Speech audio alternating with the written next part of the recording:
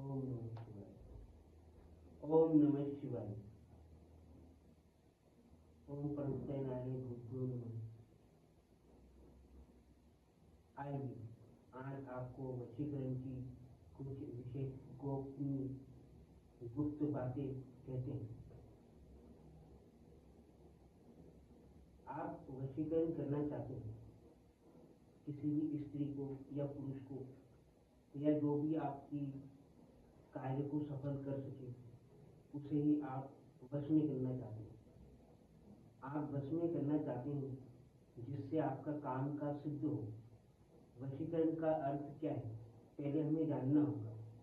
हम जो है मंत्र से, तंत्र से, यंत्र से किसी को वश में करना चाहते हैं, लेकिन हम यह भूल जाते हैं कि हम वशीकरण कौन सी हिस्से की कर रहे हैं।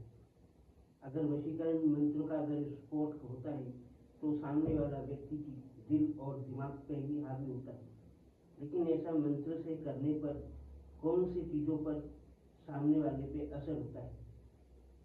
आप मंत्र पढ़ते हैं और सामने वाला नेगेटिव हो जाता है, आपके विरुद्ध खड़ा हो जाता है, आपसे क्रोधित स्वभाव में रहता है, आपको देखना पसंद नहीं करते, तो ये कौन सा वशीकरण हुआ।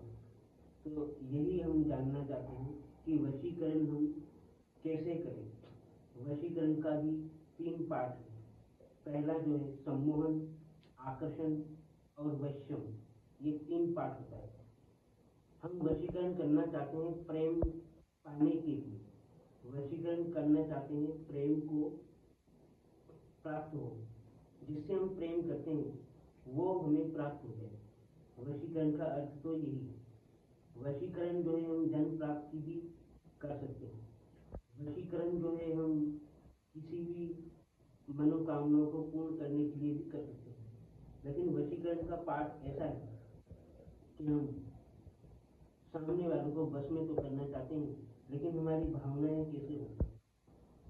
हम वशीकरण करने के लिए हमारे मन में सामने वाले के प्रति जिससे हमें प्रेम है उसके प्रति हमारी भावना क्या है, हमारी समर्पण क्या है, हमारा विश्वास क्या है, हमारा विचार और चिंतन क्या है, और हम उसे प्राप्त कौन से उद्देश्य के लिए करना चाहते हैं। वशीकरण हम करना चाहते हैं, लेकिन उद्देश्य क्या है हमारा वशीकरण करने का।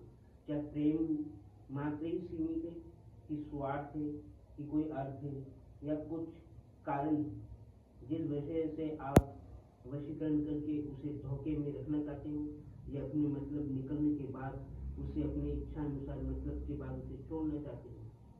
तो ये वशीकरण नहीं हुआ। वशीकरण का मतलब पूर्ण समर्पण। आप जिसको वश में कर रहे हो वो आपको पूर्ण समर्पण कर रहे हैं। आपके मन के भीतर की भावनाएं क्या है, उसके प्रति समर्पण है। अगर है तो वो वशीकरण ही है। अगर आप सामने वाले को पूर्ण प्रेम करते हैं, पूरा समर्पण करते हैं, आपके विचार और चिंतन में रहते हैं, तो वशीकरण होता ही है।